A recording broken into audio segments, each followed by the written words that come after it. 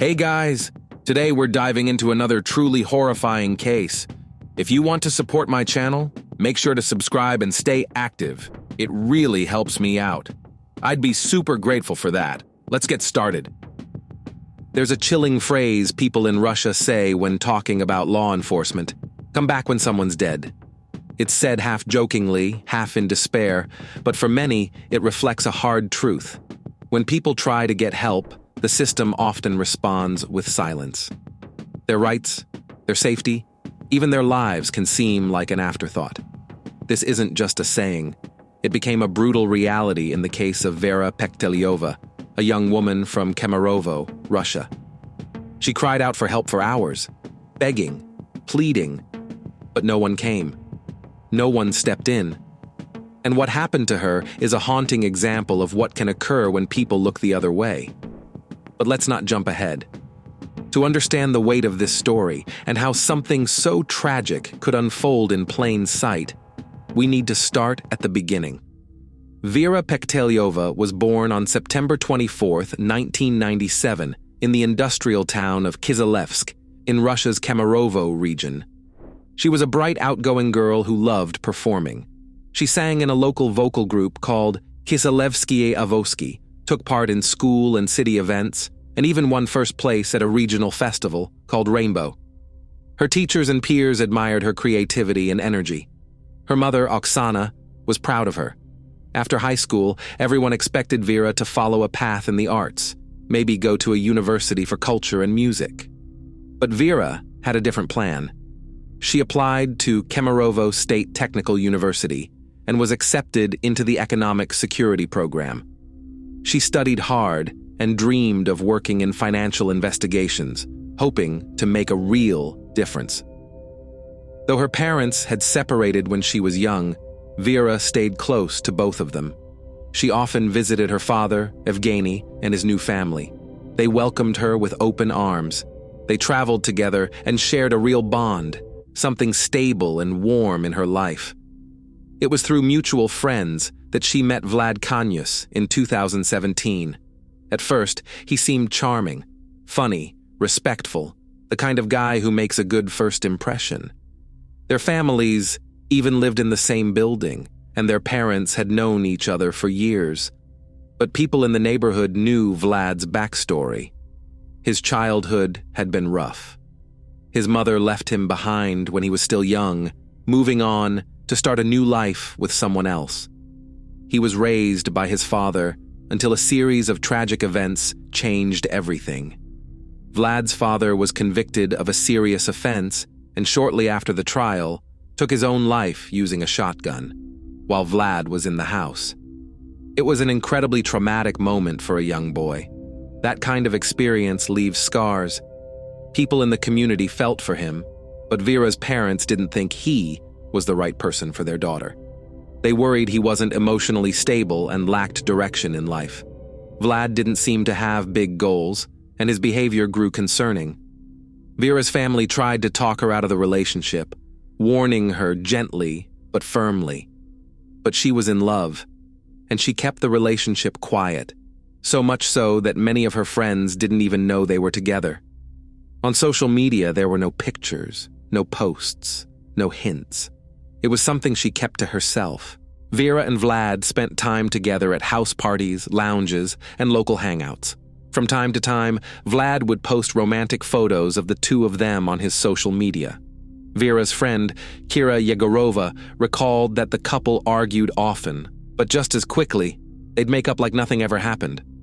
Her parents were hoping the relationship would fizzle out, but instead of pulling away, Vera simply stopped talking to them about her personal life.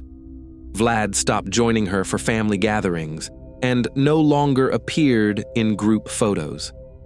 Vera began keeping the relationship under wraps, trying to avoid upsetting her parents or sitting through another lecture about why he wasn't right for her. But her parents were firm in their belief. Vlad didn't love their daughter. They thought he saw her as a stepping stone, someone who could help him build the life he wanted.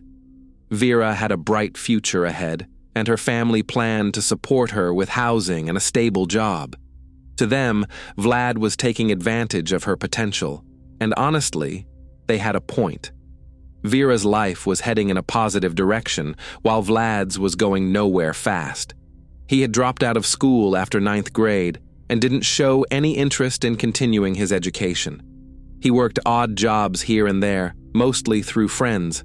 Even the dorm room where he and Vera lived together for about a year, she was the one paying for it. During one conversation with her mom, Vera admitted something telling. She realized Vlad couldn't function without her because he relied on her completely. As time went on, Vlad's behavior turned possessive. He grew jealous even of her friendships. He started forbidding her from going out alone and became obsessive, following her when she left the house.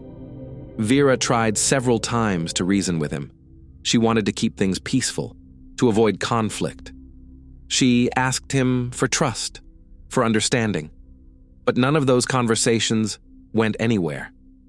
Eventually, the two broke up. Then, in November 2019, Vera finally told her mother the words she'd been hoping to hear for a long time. She and Vlad were officially done. Her mom let out a sigh of relief. It finally seemed like Vera had taken off the rose-colored glasses she'd been wearing for so long. More than 3 years after their relationship began, it was over. Vera moved to a different dormitory. Marina Tokareva, one of Vera's close friends, said that Vera never really opened up about what was happening with Vlad.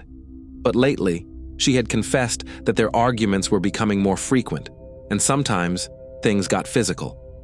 In a heartfelt conversation with her mother, Vera shared details that left Oksana convinced Vlad had been manipulating her emotionally. On January 13th, 2020, 23-year-old Vera Pekhteleva made a decision. She was going to cut ties with Vladislav Kanyus for good. Around 6 p.m., she went to his apartment on Leningradsky Avenue, Building 28, to collect her belongings and finally close the door on that chapter of her life. She was there to pack her things and move on. But Vlad had other plans. He had set the table for what he hoped would be a romantic evening. They sat and talked for a while, sharing a few drinks. Vera barely touched her glass, but Vlad kept pouring for himself, one shot after another. It didn't take long for the mood to shift. What started as a calm conversation quickly spiraled into an alcohol-fueled outburst. Sensing trouble, Vera stood up to leave. Vlad's tone quickly escalated. He began raising his voice, sometimes even shouting, accusing Vera of being unfaithful. He hurled harsh words at her, repeating over and over that he knew she was seeing someone else. Throughout the evening, Vera stayed in contact with her friend, sending voice messages from time to time. These recordings gave a running account of what was happening.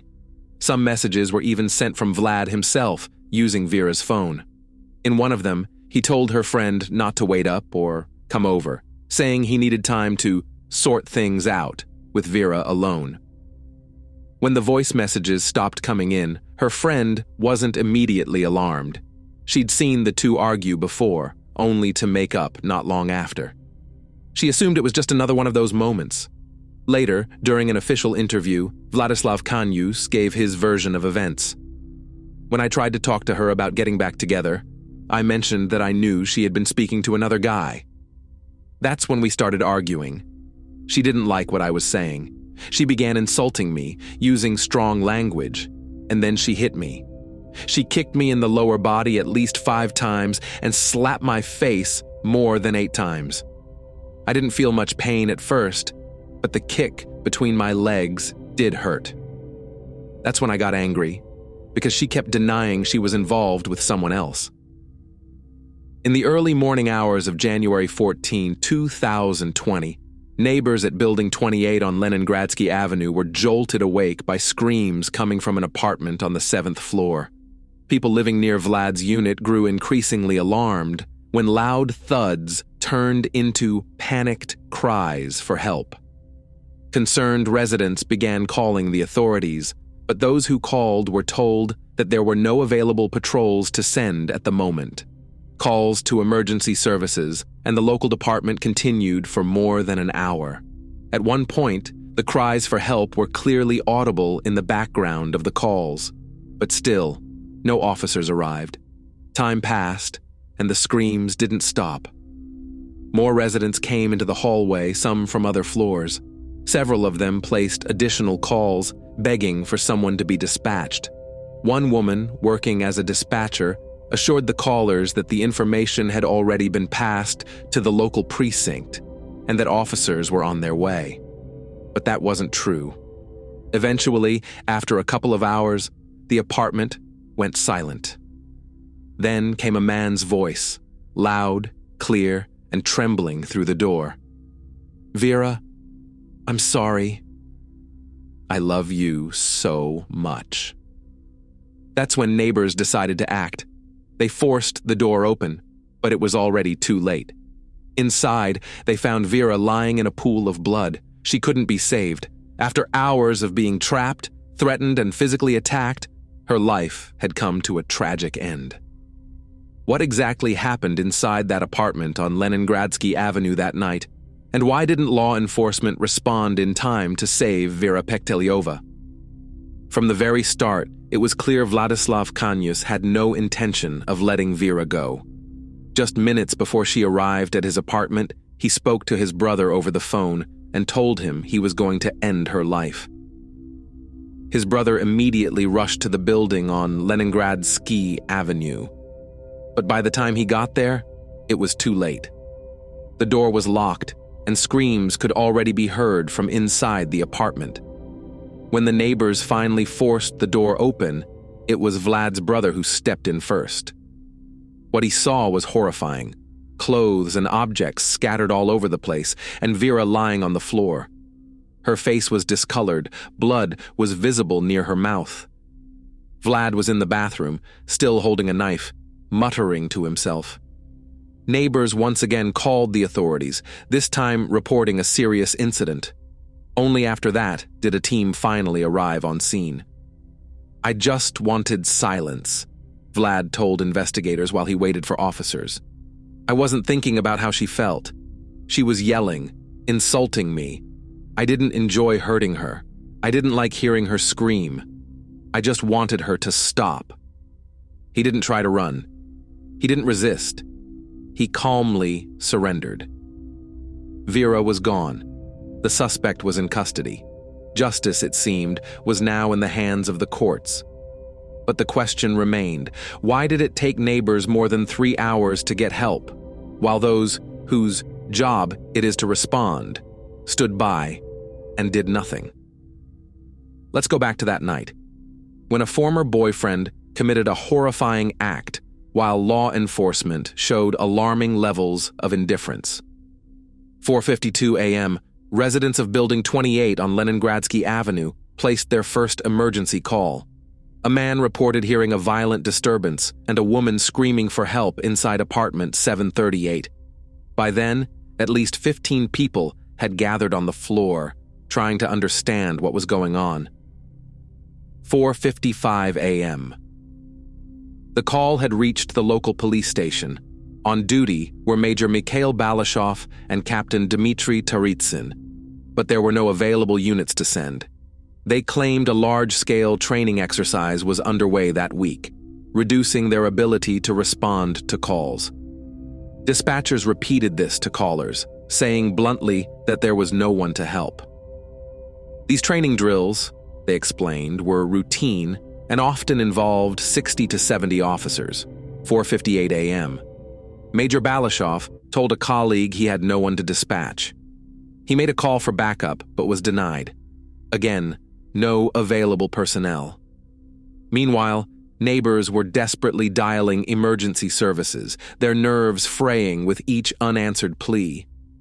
At the district dispatch center, officers were still trying to resolve the situation, but obstacles kept piling up. Traffic patrol inspectors refused to go, saying it wasn't in their jurisdiction. Others said they had no gas to drive out. One officer claimed his car had a flat tire, and so hour after hour passed. Major Balashov never dispatched a unit to Leningradsky Avenue, He claimed there was simply no one to send. Yet at 5:10 a.m., he did manage to assign a team to check on the report of an elderly man found unresponsive. At that very moment, Vera was still screaming for help. 5:21 a.m. Balashov took a break. Captain Dmitry Taritsin took over the shift.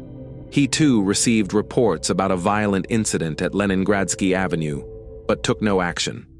5:28 a.m., Officer Maria Duneva was overheard laughing on a call, joking that there was no one available to send, casually adding that around 15 people were already trying to break into the apartment and that the girl inside was still screaming at the top of her lungs. She ended the conversation with a chilling phrase, "Anyway, it's all good." All good? The truth was, Vera could have been saved. There was time. The person hurting her wasn't in a rush. But neither was law enforcement. 6:35 a.m. Still, no officers had been dispatched to the scene. That's when the neighbors finally found a metal crowbar. A group of men began prying the door open. When they finally forced it open, what they saw inside was something they'd never forget. Vera lay lifeless on the floor. Blood was smeared across the walls and floors. Police still hadn't arrived. After finding her, the neighbors once again called emergency services.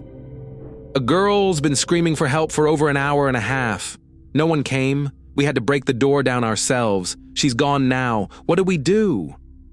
Only after that final call, reporting that the victim had lost her life, did a unit arrive.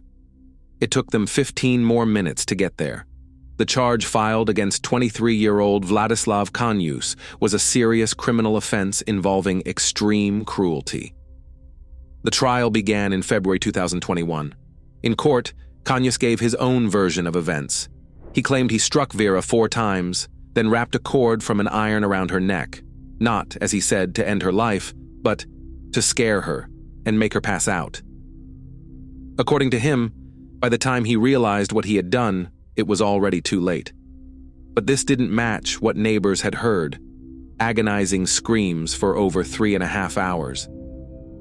Vera's family pushed for the case to be reclassified, and only after it received national media attention did prosecutors update the charge to include extreme cruelty. The case was no longer just about one act of violence. The system itself had failed.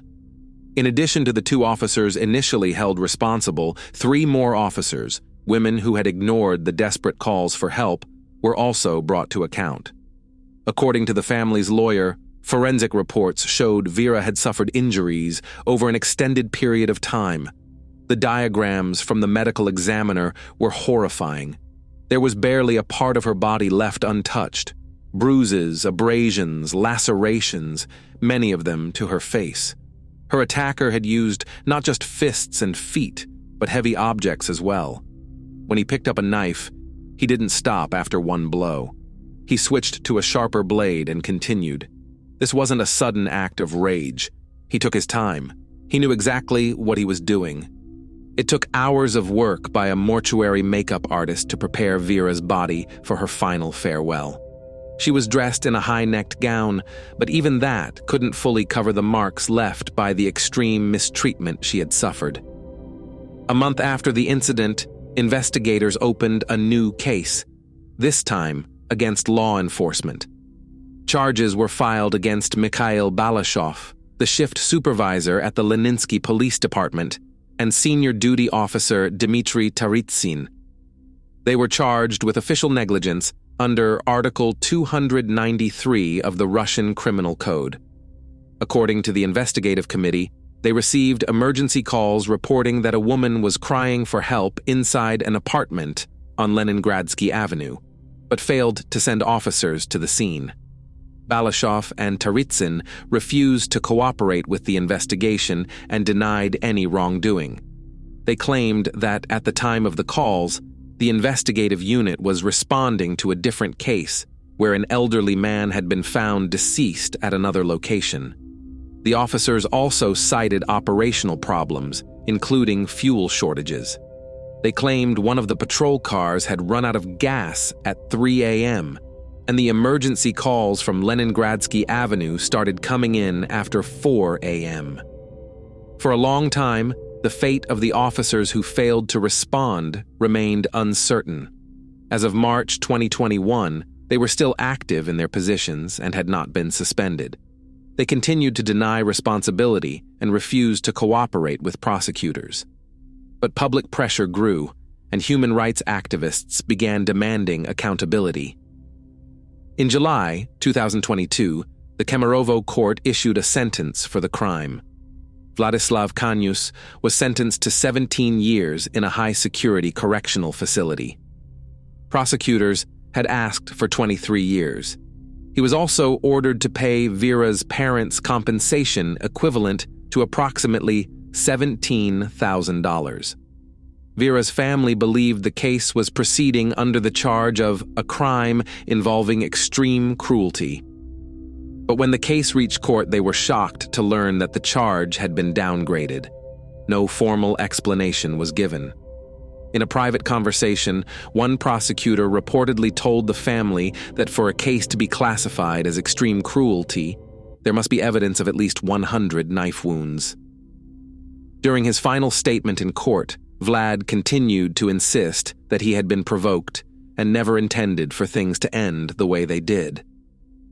Vera's father expressed deep dissatisfaction with the verdict. He believed that Vlad's sentence had been reduced because the case against the officers was still pending, and officials wanted to avoid drawing more attention to it. The family announced plans to appeal, seeking to increase Kanyus's sentence to life imprisonment. In the summer of 2023, the court finally ruled on the case against the officers. 5 police personnel were sentenced: Major Mikhail Balashov, Captain Dmitry Taritsyn, and dispatcher Maria Ponomareva each received 2-year suspended sentences. Dispatchers Maria Dunaeva and Kristina Yudintseva received 1.5 years suspended. The case drew national attention, not just because of the cruelty of the act, but also due to the disturbing inaction from law enforcement. But over time, this tragic story took an unexpected turn. It was later revealed that Vladislav Kanyus, the man convicted of taking Vera's life in an extremely brutal manner, might be granted a pardon. In 2023, he appeared in photos wearing military gear, reportedly serving with units deployed in Ukraine. Vera's mother said she came across these images online and was stunned. When she requested clarification, officials confirmed that in April, Vlad had been transferred to the jurisdiction of a correctional facility in Russia's Rostov region. The family suspected that from there, he may have signed a military contract, effectively walking free. That fall, Vera's parents learned that Vlad had officially been granted a presidential pardon. This meant he was released from the remainder of his sentence, and his conviction was erased from his record. Vera's father later added that Kanyus had also been relieved of paying court-ordered compensation to their family. However, court officers later clarified that payments had only been paused while he participated in military service. In May 2024, it was revealed that the police officers whose negligence contributed to Vera's death had been ordered to pay only 700,000 rubles in compensation, roughly $7,700. Initially, the victim's family had requested 10 times that amount. But the deeper question remains, why does it still take so long to get help? Because we're afraid. Afraid of stepping into someone else's business, afraid of getting involved in an argument or confrontation. We ask ourselves, what if it's not serious? What if we intervene and it turns out to be just a family issue? What if we become witnesses and end up targeted ourselves? But the truth is, it's better to be the person who tried to help and was wrong than the one who heard everything and did nothing. This case reflects a growing conversation around domestic aggression and how it's handled. Year after year, headlines are filled with tragedies that push lawmakers and advocates to call for harsher penalties. Vera Pekhteleva's name now stands among those who lost their lives to jealousy and control. Her former boyfriend, the person responsible, And the officers who ignored her cries for help are no longer behind bars. They're out living their lives. They wake up every morning. They hold their loved ones. They can listen to the birds, feel the breeze. Vera's family is still learning how to do all those same things. But without her, their only daughter. Vladislav Kanyus took advantage of a legal option. He volunteered for military duty, seeking to redeem himself through service. That's what the law allows, whether we agree with it or not. The painful reality is, we may never know if he truly paid for what he did, or if he'll come home decorated with medals for bravery. Thanks for watching, everyone. Your support means a lot to me, and you can help my channel grow by hitting that like button, dropping a comment, and sharing this video. Your engagement really makes a difference. See you soon.